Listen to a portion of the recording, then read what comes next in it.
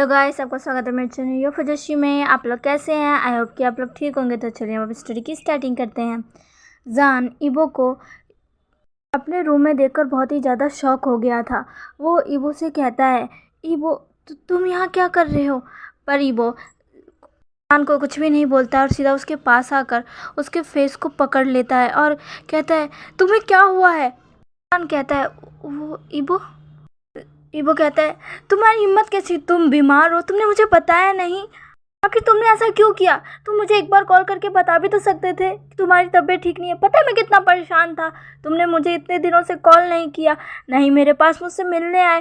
और अगर तुम बीमार हो तो क्या तुम मुझे बता नहीं सकते थे? और तुम्हारी हिम्मत कैसे हुई इतना बीमार होने के बाद भी काम पर जाने की? क्या तुम्हें अपना बिल्कुल भी ख्याल नहीं है? तुम इतने केयरलेस कैसे हो सकते हो? खुद को तो इतने बड़े बिजनेसमैन बोलते हो, शाह कॉर्पोरेशन का सीईओ बोलते हो, और अकल एक छोटे से बच्चे जैसे जितनी है। खुद का ख्याल भी नहीं रखा जाता तुमसे। आखिर तुमने ऐसा क्यों किया? बोलो तो मुझे। जान बस शौक भरी नज़रों से ईवो को ही देखे जा रहा था और ईवो फुल ऑन अपना पूरा गुस्सा जान पर निकाल रहा था। जान अपने ऊपर ईवो को ऐसे गुस्सा करते हुए देखकर स्माइल करने लगता है। ईवो कहता है, अब तुम हंस क्या रहे हो? क्या मैं कोई जोक सुना रहा हूँ? जान हंसते हुए कहता है, नहीं वो तुम गलत समझ रहे हो। वो मैं तुम्हें परेशान नहीं करना चाहता था। अब ईयर अभी ठीक हुई है, तुम्हें उसकी भी तो देखभाल करनी होगी। मुझे माफ़ कर दो, मैंने तुम्हें नहीं बताया। वो कहता है, ये ईयर ठीक होगी इसका क्या मतलब? वो बीमार थी तो तुम कितना काम कर रहे थे, मैंने भी देखा। मैंने तुमसे कहा था कि इतना स्ट्रेस मत लो, अपने काम पे ध्यान दो। मैं ईयर के साथ हूँ, पर तुम तो मेरी बात नहीं माने। लेकिन देखो हो गया ना, अब तुम्हारी भी तबीयत ख़राब हो गई ना। और क्या मतलब है, मैं ईयर को संभाल रहा था तो मैं तुम्हें नहीं संभाल पाऊँगा? तुम्हें मुझे बताना चाहिए था। जान कहता है, ईवो कहता है, बस अब कुछ नहीं, और चुपचाप लेट जाओ, समझे? और ख़बरदार अगर तुमने बेड से उठने की कोशिश की तो। अब कुछ नहीं करता है और चुपचाप बस ईवो की बात मानने लगता है। ईवो जान का टेम्परेचर चेक करता है जो कि अभी बहुत ही ज़्यादा हाई था। ईवो जान के पास में रखा बाउल जिसमें वाटर था, उसका पानी भी अब कोल्ड से हॉट होने लगा था। इसीलिए ईवो उस पानी को चेंज करता है और जान की पट्टी भी बदलता है। अब उस रूम में चैंग भी आ जाता है जो कि अभी तक बस शुमा से बातें कर रहा था और उनसे जान के बारे में पूछ रहा था। चैंग जब रूम के अंदर आता है तो वो देखता है कि ईवो जान का पट्टी को बदल रहा है। ईवो को इस तरह जान का ख्याल रखते हुए देखकर चैंग भी एक स्माइल करता है और अंदर आ जाता है और जान से कहता है, जान क्या तुम अब ठीक हो? जान कहता है, हाँ मैं अब ठीक हूँ। ईवो कहता है, नहीं ये बिल्कुल ठीक नहीं है, इसका फीवर अभी भी बहुत हाई है, ये इतना केयरलेस है, इसने अपना बिल्कुल भी ख्याल नहीं रखा। जान कहता है, ईवो इस पर गुस्सा करना बंद करो। ईवो कहता है, क्यों ना करूँ मैं तुम पे गुस्सा? तुम हो ही गुस्से के लायक। जान एक पाउट बना लेता है। चैंग कहता है, ओए वो छोड़ो इसको, ये ऐसा ही है। वो कहता है, चैंग तुम इसके साथ रहो, मैं अभी सूप बना कर लाता हूँ। चैंग हाँ में अपना सीढ़ी ला देता है और वो जान के पास बैठ जाता है और ईबो जान के रूम से बाहर निकल कर अब नीचे आ जाता है किचन में। ईबो को किचन में देखकर शुमा बहुत ही ज़्यादा खुश हो जाती है, वो भी वहीं पर थी। शुमा ईबो से कहती है, ईबो तुम यहाँ? ईबो कहता है, हाँ मैं वो जान के लिए सूप बनाने आया हूँ।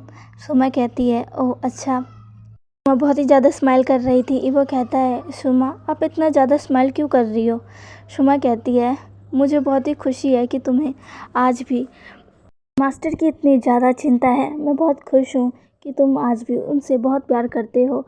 वो कहता है, ऐसा कुछ नहीं है शुमा, मैं बस उसकी मदद कर रहा हूँ क्योंकि जब मेरी बेटी बीमार थी तो उसने भी मेरी बहुत हेल्प की थी। शुमा कहती है, तुम मानो या ना मानो ईवो, पर तुम आज भी मास्टर से बहुत प्यार करते हो। जब तुम चले गए थे तो उनकी हालत बहुत बुरी हो गई थी। वो कितना तड़पे है तुम्हारे लिए ये सिर्फ मैं ही जानती हूँ। वो ये सब सुनकर शॉक हो जाता है और कहता है कि क्या आपका कहने का क्या मतलब है शुमा? मेरे लिए जान क्या मतलब? शुमा कहती है, तुम्हें पता नहीं होगा, तुम जहाँ से चले गए थे ईवो, तुम बिना बताए यहाँ से चले गए। तुम्हें पता है जिस रात तुम गायब हुए उस रात के बाद मास्टर बिल्कुल भी चैन से नहीं बैठे, उनको बिल्कुल भी सुकून नहीं मिल रहा था। वो हर दिन लगातार बस तुम्हें ढूंढ रहे थे, पर तुम उन्हें कहीं भी नहीं मिल रहे थे। उन्होंने न जाने कितने लोगों को तुम्हें ढूंढने के लिए लगा रखा था। रुमा अब जान की बातें बताने लगती है। जान ईवो को ढूंढते ढूंढते बहुत परेशान हो गया था। उसे ईवो कहीं भी नहीं मिल रहा था। उसे खुद पर ही बहुत गुस्सा आ रहा था कि शायद ईवो उसी की वजह से चला गया।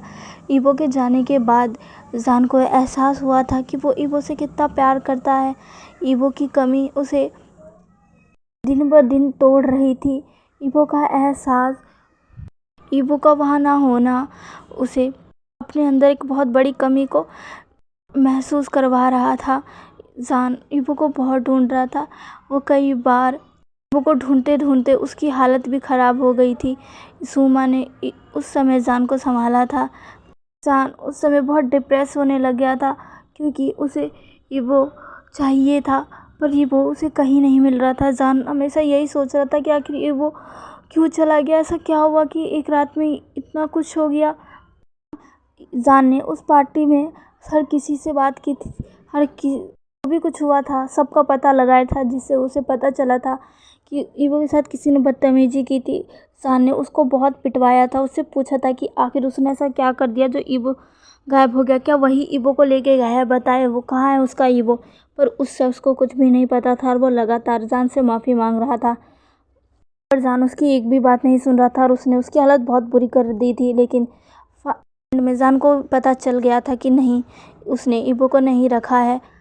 इस बात को सुनकर जान और भी ज़्यादा टेंस हो गया था क्योंकि उसे लग रहा था क्या पता इसी इंसान ने ईवो को रखा हो। पर अब ये भी निर्दोष साबित हुआ तो जान को और भी ज़्यादा गुस्सा आने लग गया था कि अब वो क्या करे, ईवो को कहाँ ढूंढे।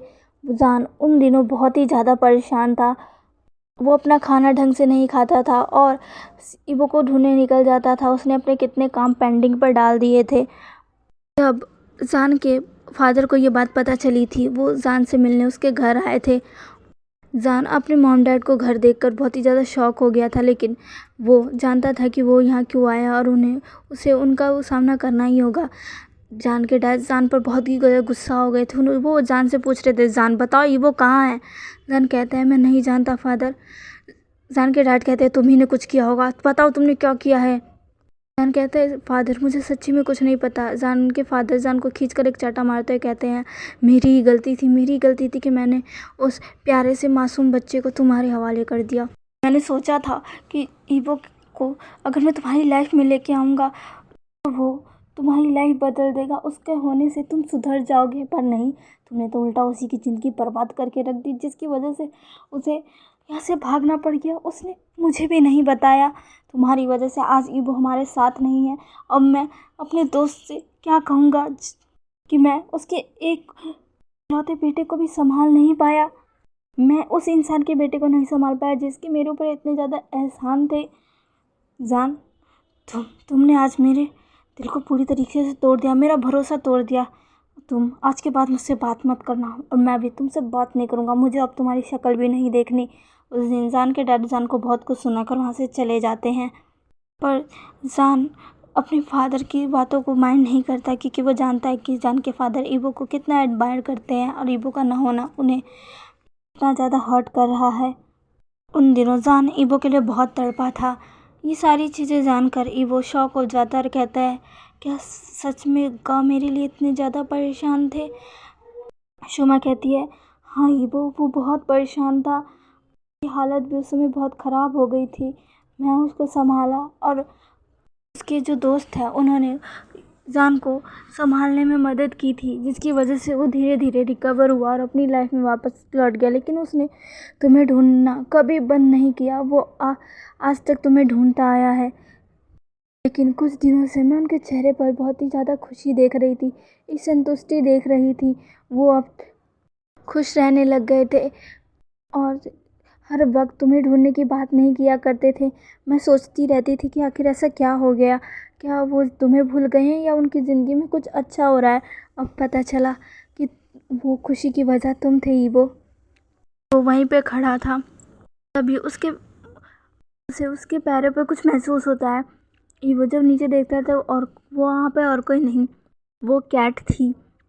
कैट बार बार ईवो के पैर पर अपने फेस को रब कर रही थी और प्यारी प्यारी आवाज़ निकाल रही थी, जैसे वो ईवो से कह रही हो मुझे गोद में लो। ईवो उसे देखकर खुश हो जाता है और अपने गोद में ले लेता है और कहता है मेरी प्रिंसेस तुम कैसी हो। शोमा कहती है तुम्हें पता है ईवो, तुम्हारे जाने के बाद जान ने इस बिल्ली को तुम्हारी निशानी के तौर पर संभाला और इसे बहुत ही अच्छे से रखा। मैं जब जान से मैंने पूछा कि वो इस बिल्ली का इतना ख्याल क्यों रखता है, तो वो कह रहा था कि ये बिल्ली मेरे प्यार को बहुत पसंद है, इसीलिए मैं इसका ख्याल रख रहा हूँ कि जब वो आए तो देखे कि मैंने इसका कितना अच्छे से ख्याल रखा है। ईवो ये सुनकर शॉक हो जाता है, पर उसके चेहरे पर एक स्माइल आ जाती है। वो इस बिल्ली को सहलाता और कहता है प्रिंसेस तुम कैसी हो, मुझे माफ़ करना, मैं तुम्हें छोड़कर चला गया था, मैंने सच में तुम्हें बहुत मिस किया था। और वो स्माइल करने लगता है। इधर जान और चैंग भी साथ में बैठे थे। चैंग कह रहा था जान तुम अब ठीक तो हो ना। जान कहता है चैंग कहता है तुमने सही कहा था जान, ये वो सच में अभी भी तुमसे प्यार करता है, बस वो मानना नहीं चाहता। आज तुम्हारे लिए उसको कितनी फ़िक्र करते हुए देखकर मुझे बहुत खुशी हुई। वो तुम्हारी कितनी फ़िक्र कर रहा था, तुम्हें पता है जब मैंने उसे बताया कि तुम बीमार हो, वो कैसे पागल सा हो गया था। वो तुम्हारे लिए बहुत ज़्यादा बड़ी हो गया था। वो तो सीधा मुझ पर कूद पड़ा था, मुझसे बार बार पूछ रहा था कि आखिर तुम्हें क्या हुआ है, पूरा मुझे झिंझोड़ रहा था। तुम्हें पता भी है वो कितना ज़्यादा तुम्हारे लिए फ़िक्र करने लग गया था, वो बहुत ही ज़्यादा वरीड हो गया था तुम्हारे लिए। जान स्माइल करते हुए कहता है मुझे बहुत खुशी है, मैं काश ऐसे ही धीरे धीरे सब ठीक हो जाए और वो वापस आ जाए। चैंग कहता है वो ज़रूर आएगा, वो तुम्हारे पास ही आएगा और वो कहीं नहीं जा सकता क्योंकि वो तुमसे बहुत प्यार करता है। जान कहता है चलिए गाइस आज के लिए बस इतना ही। आज का वीडियो को कैसा लगा प्लीज़ मुझे कमेंट करके ज़रूर बताइएगा। प्लीज़ मेरे चैनल को लाइक सब्सक्राइब एंड शेयर कर दीजिएगा। मिलते हैं इसके नेक्स्ट पार्ट में। बाय।